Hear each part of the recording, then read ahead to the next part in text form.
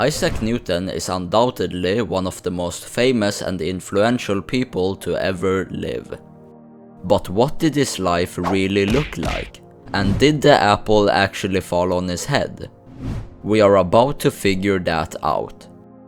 Isaac Newton was born on December 25, 1642. Well, actually, no. You see, back in the 1600s, England used a different calendar from the rest of Europe, with the English calendar being 11 days earlier compared to other calendars around the world, meaning that his actual birth date was January 4th, 1643.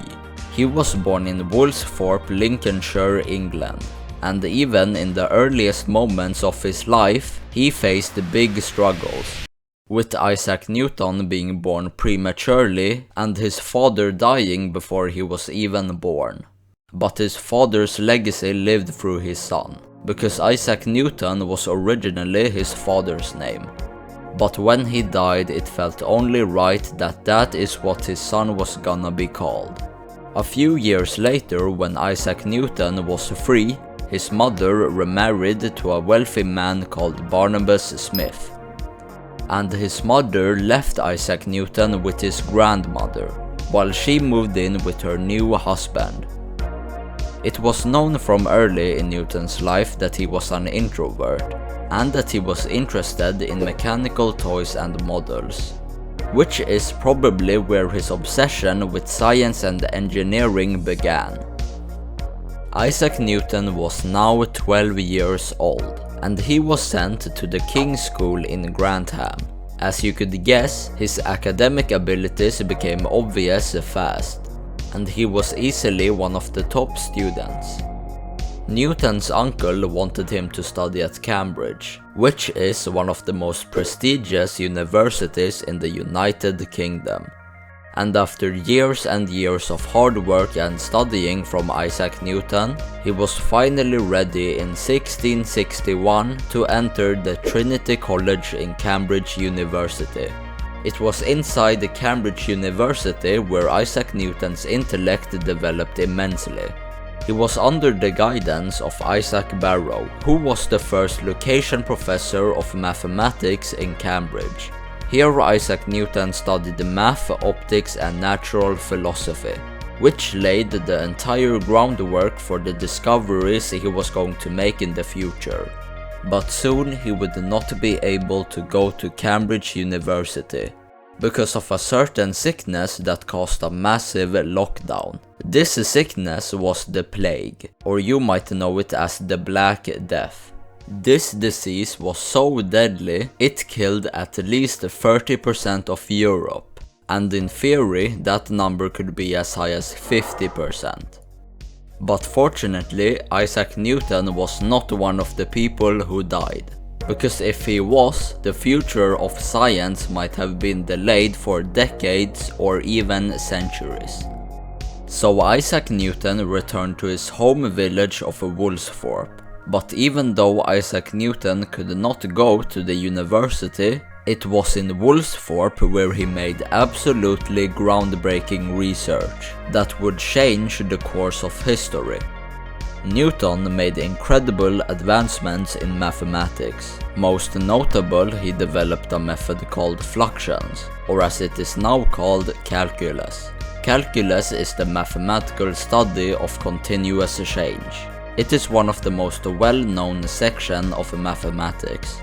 During this time, there was also another mathematician called Gottfried Wilhelm Leibniz, who also developed his theories in calculus. But they didn't work together and both developed their theories independently. But calculus was not the only theory he developed during his hiatus from Cambridge. He also researched heavily in optics. He tested countless experiments with prisms, and Newton figured out that white light is composed of a big spectrum of colors. This was not known at the time, but I can guarantee that you have seen an image that looks something close to this before. Isaac Newton revolutionized our entire understanding of light and color, and he would lay the ground for future discoveries in the field of optics. In 1667, Newton could finally return to Cambridge University, and he could continue his academic career. And a lot of people started to understand how big of a genius he was. In 1669, he was chosen to become Location Professor of Mathematics. This is one of the most prestigious titles one could have at Cambridge. Over the next 18 years, Isaac Newton was working endlessly to summarize his groundbreaking theories. And in 1687, he was finally ready to publish his life work in a book called Mathematical Principles of Natural Philosophy, more commonly known as Principia. In this book, Newton laid out his laws on motion and how universal gravity affects the celestial bodies. Here are the most common theories in the book. An object at rest stays at rest, and an object in motion stays in motion with the same speed and in the same direction, unless acted upon by an unbalanced force.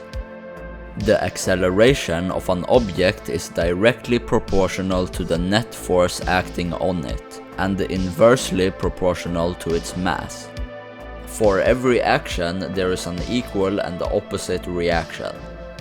These three laws are the ground principles used for modern physics. The Principia remains and will remain one of the greatest scientific works of all time. One thing that will also remain for all time is the story of the apple falling on Isaac Newton's head, and how that is the moment he started to understand the laws of gravity. Because he thought to himself, why did that apple fall to the ground instead of staying in the air? This story is so famous that when you search for Isaac Newton, an apple tree will appear depicting the day when the apple fell on his head. But is this story true? Well, unfortunately it's not. It is just a myth used for a good representation of how he discovered the laws of gravity. As I said before, Isaac Newton did not only research heavily in mathematics and physics, he was also very interested in optics. During his lifetime, he had done many experiments and came up with revolutionary theories on how light works.